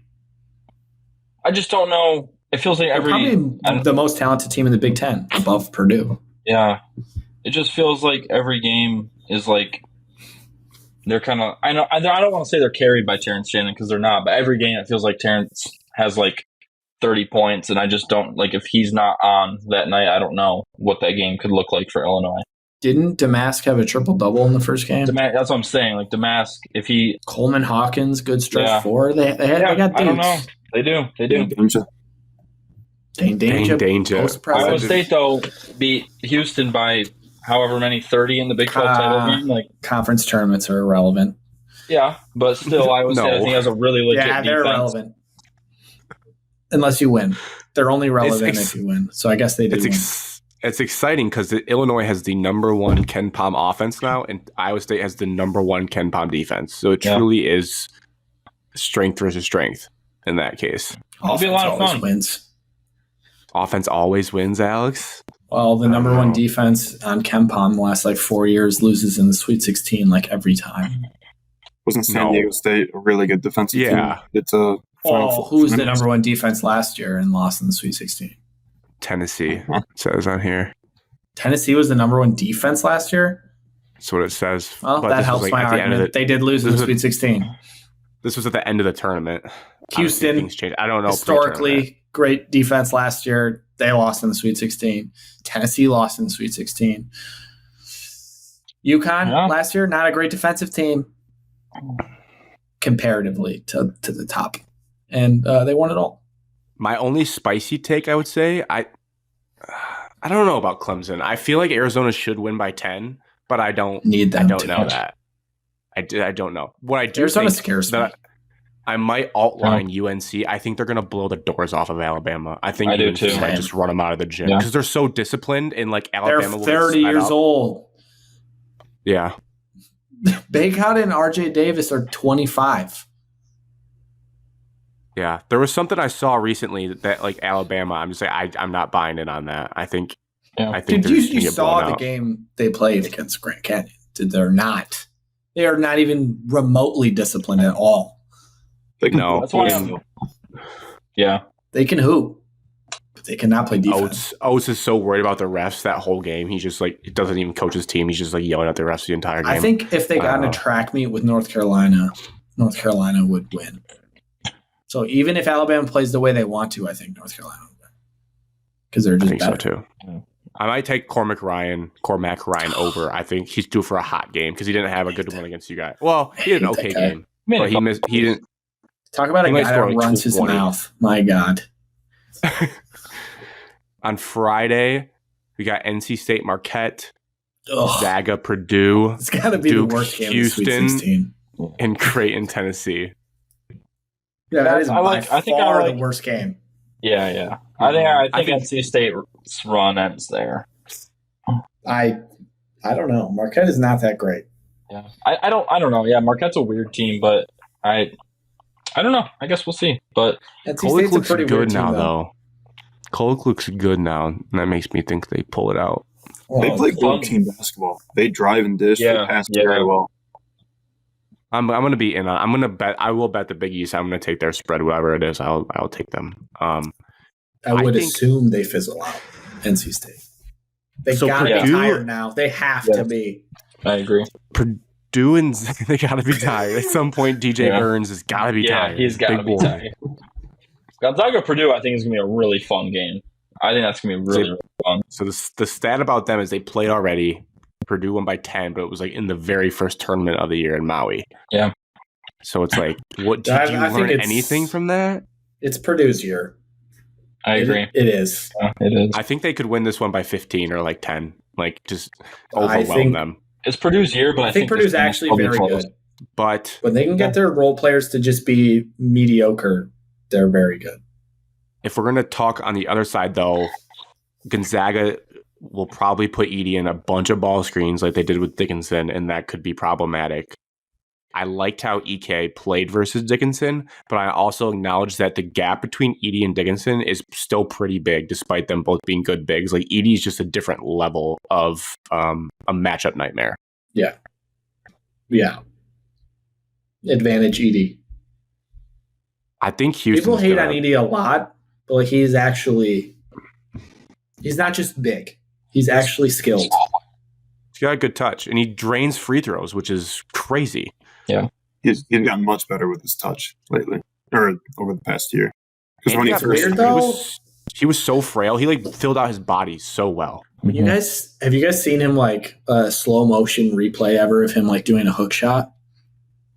No. He doesn't palm the ball. He takes his fingers off of it and pushes it. Shot puts it. Yeah. I'm what is this guy doing? His hands are 3 of mine. Why wouldn't you just palm and shoot it? But he just shot puts it. Sometimes when he does that, it starts going chaotic and he starts missing deep. So that could be a fact. Fun fact. Duke, Houston. I'm leaning Houston because I think they have absolute Devils. dogs. But if Duke gets a Duke whistle, Devils. I don't know. Yeah. Really, I have a stat. in and Dallas I know, though. I'm on yeah, the Devils. that is true. I think it's down there somewhere. Grant, I think you're. It's in Dallas. Yeah, Dallas. That game's I in looked at- Dallas. Yeah. There's I not like that many Houston. Houston fans. There's not that many. Jim Nantz, they were all over the first round. That's great. But I know I gave I live in the Houston. first There's weekend. not that many Houston fans.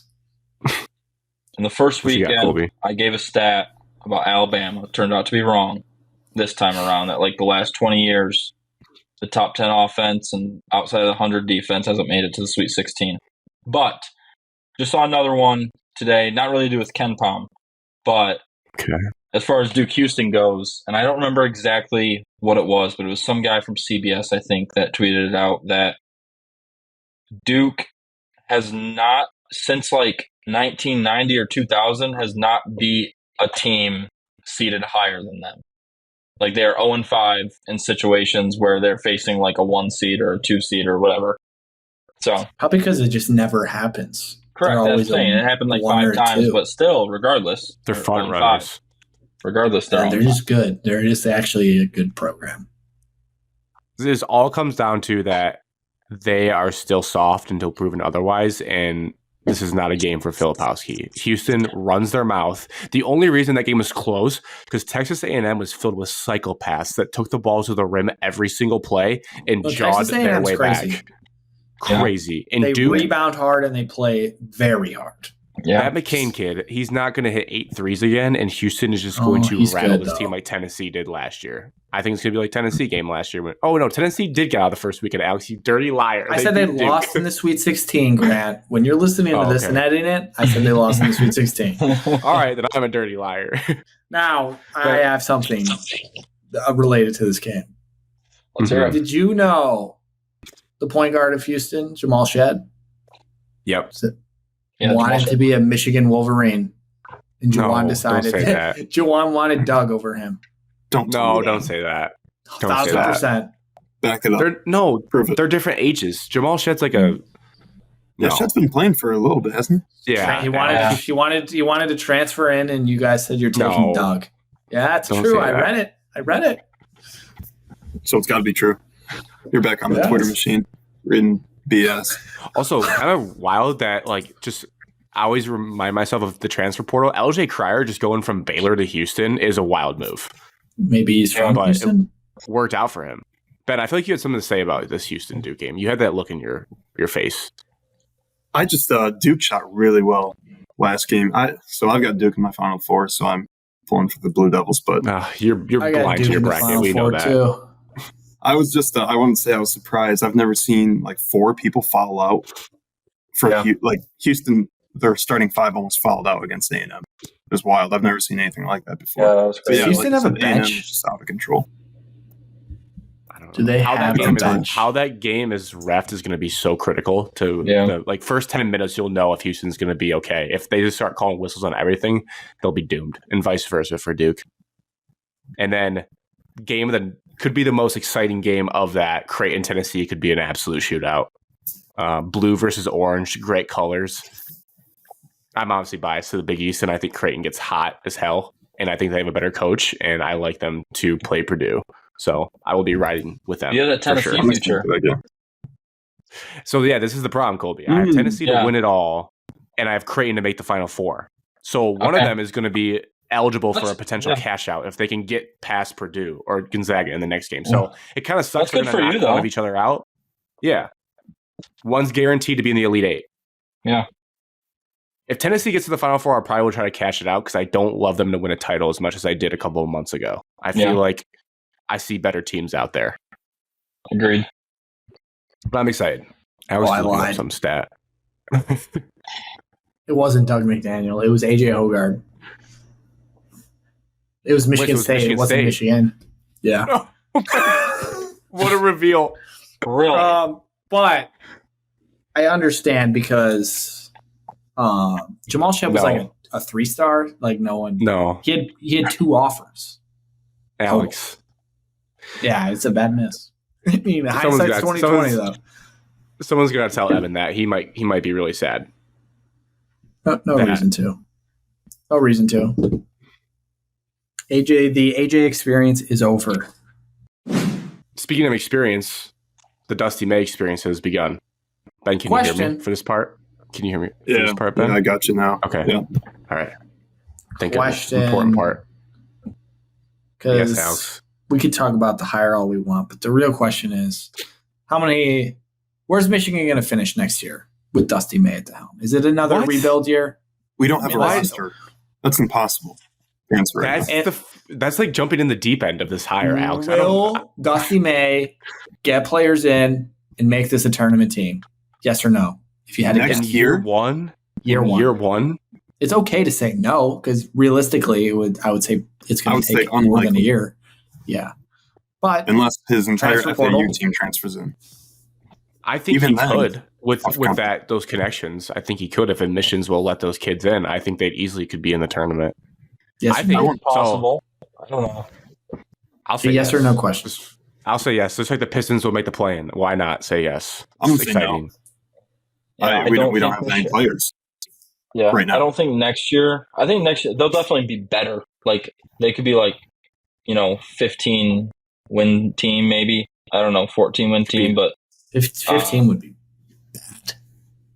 Well, I'm saying the next year. Yeah, that's what I'm saying. Yeah, 8 this year, so it's an improvement. My bad. You cannot get worse. You can't get worse. You knew we had 8. You just wanted me to say it. I did not know the exact number. I knew you had 3 Big Ten wins. That's all I know. We could be as good as. But I do think in like a couple years. Yeah, maybe. Yeah, in a couple years, I think he'll have the program in a pretty good spot. I think you're going to be a bubble team. Let me go back to Beeline's first year. Okay, John won 10 games. 17, 18. The butthole. I'm excited. John's first 2 years were. Yeah, go ahead, Grant. 10 wins, 21 wins, lost second round of the tournament. Darius Morris, I think, should have beat Duke. And then year 2, 15 after make the jump. And then 21, and then it was all 20s. Oh, no, there was a 16 and 16 year. What happened that year? Oh, I know what happened that year. That's when like everyone left, and they just had absolute scrubs on their team. And then it was, I gotcha. Was that the year Cam Chapman hit the game-winning 3 against Purdue in the Big Ten tournament? Against Wisconsin. No, because they didn't even that year. They didn't even make the tournament this year. I thought that was the start of them winning the Big Ten tournament or something. Was that was the year Chapman hit the 3 the same year they played with the practice jerseys? Like they had the plane incident? No, was that a different year? That was 2016. Because they won that Big Ten tournament. Yeah, I know they were the 8 seed and won the year they had the plane incident. So basically, the year after they lost to Kentucky on the Harris twin shot, like they had everyone leave the program, like all those sophomores that were NBA players left, and they went 16 and 16 and like missed everything. And then the next year after that was the Cam Chapman shot, and then they started another run leading up to 2018. That's how it worked out. It's very sad that the Harrison year we were on a collision course to face each other in the finals. And we both lost in the Elite 8 on the same day. Yeah. So the 2 teams that played in the national championship game. It was baseball picture day. I remember it very well. Got back from taking pictures, and they made the shot. All same day as the. I actually have that same memory, Grant. That's funny. Sucked. Same day as the final was right there. The Chapman shot day was the same day as that crazy Cincinnati and UConn game, maybe when like Troy Copain hit a 3 and then the guy hit the full court shot. Memory by association. I stayed home from school that day, watched basketball, watched Chapman hit the 3, and then that guy hit the full court shot. How old do you remember that? Like 7? It was no. It was like 7th or 8th grade. I feel like we were like deep in college at that point. You would have been a senior in high school or a freshman in college, yeah. Ben was graduated. Ben was full-time working. Yeah, Ben was graduated, yeah. In all seriousness, for our guy Dusty. So when I was doing my coaching big board, I was looking out there, I would just basically go into College Basketball Reference. I'd look at, where they had been. Didn't factor in everything. Where has Dusty been? Just Florida Atlantic as a head coach. He was an Let me assistant a pull up couple. I looked at his coaching career path This is earlier a big today. He's been jump. an assistant for quite a So few this was different his teams. career. He his alma mater is Indiana. That's where he went to college. He was an assistant at Eastern Michigan, Murray State, UAB, Louisiana Tech, Florida, and then became a head coach at Florida Atlantic. He was under Mike White at Florida from 15 to 18 were the years. And I think when I looked at his coaching record, I got nervous because I was like, he's only been at one spot as a head coach. He did get to a Final Four, which is bananas. Like, that's huge. I'm not trying to undersell that, but I was like, I wanted to see him have success somewhere else. But now I've accepted that maybe we're just a place where he has that next layer of success. And there was a guy for Florida Atlantic that he posted 2 links to stories he had written on Dusty saying, hey, Michigan fans, you're going to want to read these. It tells more about Dusty. And I read them, and I'm easy to be convinced. I fell in love with Dusty May. I'm all in on Dusty May. I think he might be the coach of Michigan for like 15 years. I think he is like a psycho about basketball in a good way. He was a manager at Indiana under Bob Knight. And you just tell me that sentence, and that tells me like 3 things. Like, 1, you're fine with being screamed at, and you're like kind of cut from a tough cloth. 2, you probably know how to work really hard, because I imagine that work conditions were very grinding back in the day. 3, you probably have like a good sense of like knowing basketball, being around Indiana and Bob Knight and all that. And like everything they like wrote about this guy, he's just like a basketball sicko. Where like he's like, oh, I don't really have any hobbies. I just like read books about basketball, and I try to learn something new about basketball every day. And he's like constantly changing things about how he views. Like, he hasn't got stuck in his ways early on in his career. He's like, at first I tried to be like Bob Knight and like try to be yelling, but then I realized that's not who I am. I need to be like relaxed and everything. He developed John L. Davis very well, and like players like got them to where they are. So I'm fully sold on Dusty. I don't know how fast this turnaround is going to happen. I love how they play basketball. He said at his press conference today that he is all in on like the modern approach. Like, he wants his teams to play loose and free, shoot threes, make like go to the rack. Like, he said they're going to be enjoyable to watch, and that's just what I need to see. So I'm very excited. I don't know like what his recruiting prowess in NIL will be. That's going to be something different than Florida Atlantic, obviously. But I do like that in the negotiations of all this, they tapped Beeline to come in and help. He drove, I think Beeline has a place in Naples, Florida. He drove across the state to Fort Lauderdale, around that area, when they met with Dusty, with Ward, and he like helped convince them like, hey, you should come to Michigan. Like, I'll help you out in any way you need. I can help like lead NIL efforts. So if you got Beeline on board to like sign off on this and everything, I am fully in on this dude. I think he's going to be a wizard for us. I can see Dusty May in a Final Four under Michigan. I can see that in my head, like him on the sidelines. I was a little skeptical at first. What's your question? Let Ben go. Go ahead. Let Ben go. I just a no name that came out of nowhere the last year. I was a little skeptical, and then I don't know. I saw one clip on Twitter today, like an interview of a player. That's all it takes. An interview of a player was asked about Dusty May, and he like actually broke down in tears, like, I'll do anything for this guy. So Dusty can relate to his players, and that's what I think is pretty important in modern basketball for any college sport, really, to be honest. So the fact he has that ability, I looked up, he's only 49, so he's young. He can be active in practice as well. I feel pretty good about it. So I don't think we'll make the tournament next year, but I feel excited about the next few years. Kind of off what you said, Grant. Sorry. It was just when you were talking about Beeline, which you may have said this, I'm sorry, but you were talking about him and Beeline. He did say something that I saw today where he said if Beeline ever wants a part with the staff, he has it. Mm-hmm. Like, he's very open to having Beeline around the program at all times. He's not scared to have like a legend come in and like steal the spotlight. Like, he's humble. Like, John wants to work for me or work with us and lead. Go ahead. To Ben's point about players loving him, what stands out to me is in the portal era. I think I texted your brother this, Ben, because he's asked me about Dusty. I was like, I read it from other people. When FAU went to the Final Four, they didn't have a mass exodus of transfer kids going to play high major basketball, which speaks volumes, I think, to Dusty being like, hey, let's go another year. Obviously, they didn't get back to that. They got a 9 seed. It wasn't amazing, but like, that's how college basketball is. Like, some years you make the run, the next year maybe not as good, but he kept all those kids there when they could have easily gone and tried to get bags from an SEC school. So Yeah, that's a good that point. stood out Why to me. SEC? Because they're Florida kids. I feel like Florida schools, like they always stay in the South like that. There is no longer regional boundaries in today's game. I know, Talks, but baby. there's some kids that like you get if you get those transfers from like Texas, like from UTSA, like he's probably going to Baylor. He's probably not coming to Michigan to live if he's transferring out of Texas Fine. San Antonio. More than likely, yes. Yeah. What was your question, Alex? Or It's any not a thoughts? question. You're hearing my thoughts because I know you want to hear them, and someone has to. Yeah. Has to give them. So first of all, I think Dusty is a good person, good guy, good basketball coach. I think he will do well. I want to just say that first and foremost. I think he will do well. Where's the but? My question would be, so this has happened plenty of times in the past. I'm not going to like bring up a bunch of examples. And I saw a tweet about it and I did not totally agree with it. So I'm not agreeing with it. But I'm just telling you this has happened where guys are hired just based off of a tournament run, which I don't think that's totally fair to say about Dusty. They went 30-4 and then made the tournament run. So it's like they had a great season. But then if you look at Dusty's like regular seasons, I mean, obviously this year was a little disappointing for what they were supposed to be. I mean, they returned everyone to a 30-4 team and they got a 9 seed. They didn't win their conference tournament.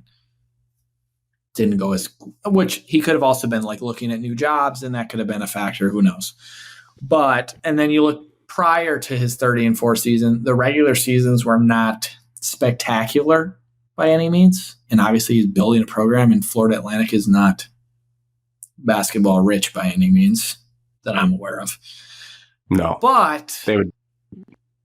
Are you worried that this is more of this guy was great for 1 year, went to a Final Four type of hire, or do you think he can really be like a true program builder developer? Because like, what if he comes in and it's very Jawan-like and he like does really well year 1 and 2, but this guy doesn't know how to build a program and sustain it, and then it just comes crumbling down again? Can't say I know that answer. Just I don't know enough about the guy. But going back to what we said, he's got player retainment, so players will play for him. But you're talking about coaching experience right now, it sounds like. How'd you think about Dan Campbell when he got hired with his experience coming into the line? No, I'm not saying it can't work, because it can. But I just didn't know if after the Jawan experience where you kind of you took the dude with no experience, you tried that experience. I'm just a little surprised that Michigan didn't go with more of like a conservative route and like a guy that's like proven, well-known.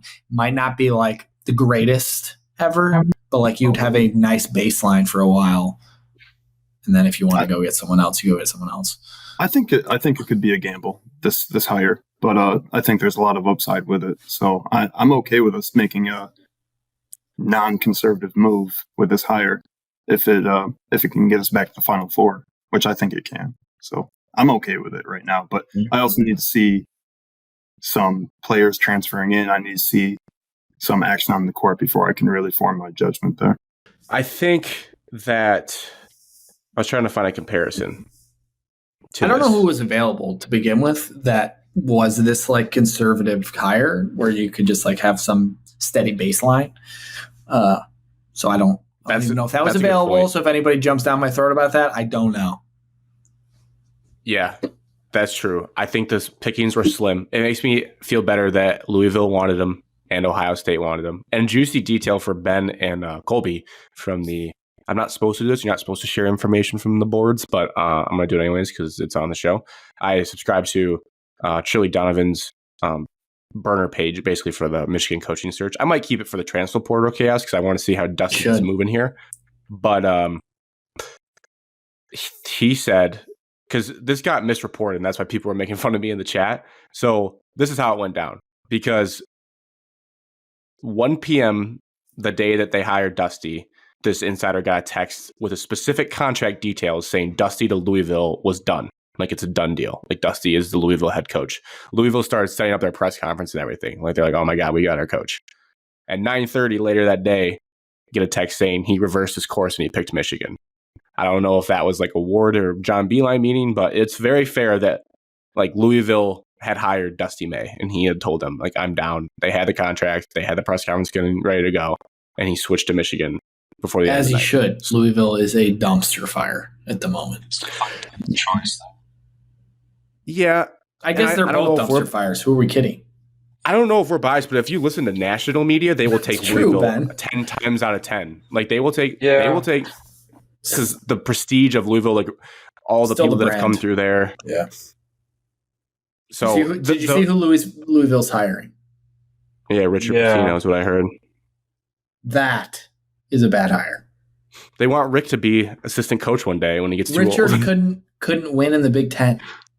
But the Lobos. Yeah, I know the Lobos hurt me. New Mexico's a good basketball program. They've won with a bunch of coaches. Anyways, it makes me feel good about Dusty that he was wanted by both Louisville and Ohio State. Ohio State had a weird situation where their interim became so good I don't that they're like, think we'll that was a good idea. I guess that remains to be seen. But that makes me feel good. The other names I'd heard, West Virginia hired Darian DeVries from Drake. That was another candidate, I believe, for Michigan. Like, he was strongly in consideration. And then the USF coach, his like nickname's AAR. It's like Abdul something. Like, he was in consideration because he kind of turned them around.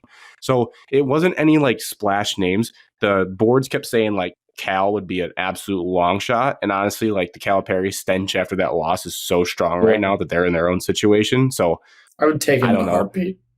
Not over my current coach. If I was Michigan, I would take him in a heartbeat. Also, Grant, you were a Drew Valentine guy. I don't know how serious you were about that, but something I thought was interesting is one of the kids that went down to Charlotte with me, he's also a Michigan fan. Goes to Michigan State, though, whatever. He said the same thing as you, where he said Drew Valentine was his number one guy, and he really wanted him and thought there was a shot. There wasn't a shot.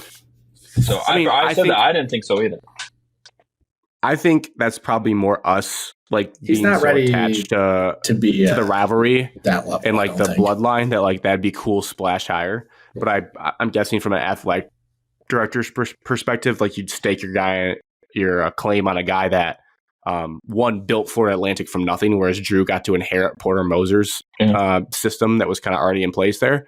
Well, dude, and this guy made a Final Four. He moved up a conference.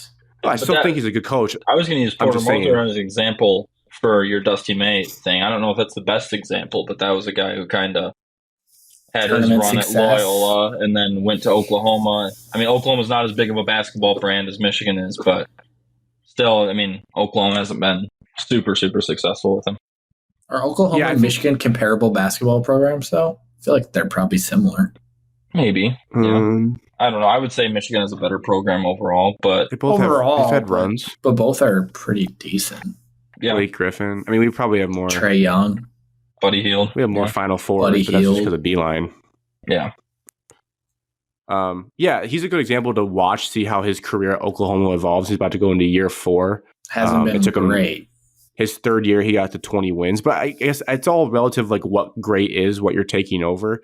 I think a big factor in this whole thing is just what is Michigan willing to commit to Dusty and like NIL and this admissions bullshit that hurt Jawan. Like, there's rumors that they're going to try to be better about admissions.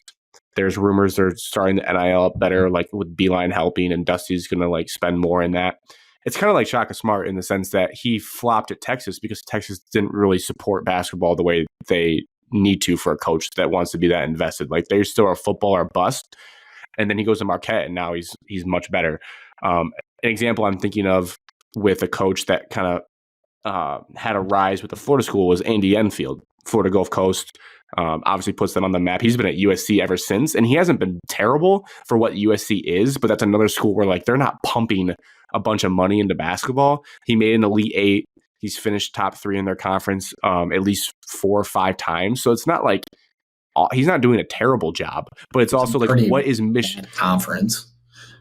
It's almost a marriage between Michigan and Dusty, where like Dusty, I think, is a really good coach. Is like, what is Michigan going to give him in terms of resources, and like, are they going to let him try to build an empire and let him go toe to toe with football spend and all that stuff? So that is going to be a huge factor. And if it ends up flaming out, I feel like it's going to be a story in like 5 years. Like, they didn't support him, similar to how Shaka Smart struggled at Texas. It's hard for me to think that you guys are going to support them because you only care about football. Yeah. Right. I mean, you guys care about basketball when basketball's good. I'm not saying you two specifically. I'm just saying, like, in general, the university, like, just doesn't care about basketball even, like, remotely as closely as football. And you saw it. Like, well, the team was garbage, but, like, no one goes to the games. No one really goes to Michigan basketball games unless they're, like, really good. But football, like, they can be garbage and there's still tons of buzz around it. Yeah. Football is king in America. Michigan State does not have that problem because, our football team's not good enough. Yeah. I don't know. I think national championship might hurt you for other sports. It might hurt you. For football? Your football national championship might hurt everything else. But I mean, if Harbaugh was still there, I think it's different with Sharon. I could see him and like Dusty being two young guys that both want to like be good in their respective sports. This is about to be a big couple-year stretch of Michigan athletics. You're about to find out where this train is going. I have no idea what to expect. It's a little scary. It could be great. It could be terrible. It could be somewhere in the middle. Who knows? It's wild. Well, you have a national championship to make up for it if it goes bad. So that probably also feels good. I got all those might put YouTube it to the videos test. Bookmarked if I need to dip into them. 10 years of garbage for one national championship. Will it be worth it? Hypotheticals, yeah. We've all might been actually happen.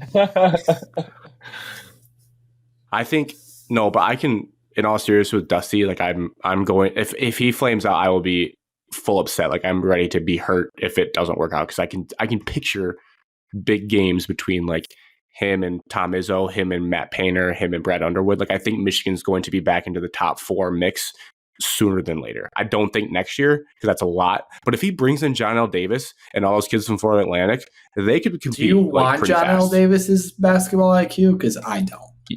I do. He's a like bona fide 20-point per game scorer. I would sign up for a second. I got your baseline coach that you could have got. Who? Thad Matta. No. See, I would rather for Michigan take a swing on Dusty May because he might have him for 15 years if he's. You don't want Thad to leave Butler. That too. Like where would Butler go? I think what makes me I watched my Butler team miss on a hire like this. They took LaVale Jordan because he had some experience with Milwaukee and he played at Butler and it didn't work out. And I think the difference here is Dusty accomplished way more at Florida Atlantic than LaVale ever did. And I also love that Michigan didn't get stuck in the like has ties to Michigan thing. They just went out and got who they thought was the best for this. So I appreciate them about time for not being held to like, oh, they got to be a Michigan man in some way through their resume. It's like, no, they just took the guy that they thought. He's an Indiana guy. Indiana Hoosiers have been wanting this guy for the last year because they're tired of Mike Woodson, and now we took him. And there's some Indiana fans out there that are still delusional, and they think that one of them, I think, had said, oh, yeah, Michigan is a stepping stone for Dusty to get to Indiana. It's like, no, if Dusty is good at Michigan, he's not going to Indiana. He'll stay at Michigan. I don't think that's out of the realm. I mean, Indiana can pay a ton of money for him, and then he'll be like, all right. Because Michigan's never going to pony up that much in basketball. Maybe. That's what has to be really maybe good. With the new football rights deals, maybe you're going to need a new athletic director for anything to happen. He went and landed the big fish. Some people think Beeline basically did it himself. He didn't do it. I told you the president was doing the search. There's a lot of rumors on Michigan administrative boards about who did this, but it wasn't Ward. It was not Ward. We don't know. Ward's done nothing for you guys. He tried to fire Jim Harbaugh. I do think Dusty. No, he didn't. He kept him, actually. He tried to fire him. I think Dusty's going to recruit in a more strategic way for Michigan. I don't think he's going to swing at all like the top 20 kids like Jawan did that flamed out. They were good recruits at the time, but they just didn't work out at Michigan. I think he'll like build more strategically.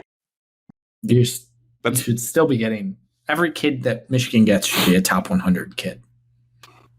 No. Yes, Grant.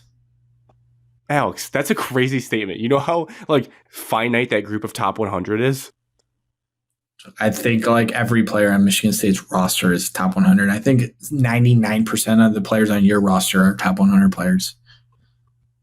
Yeah, and I don't like how it has been recently.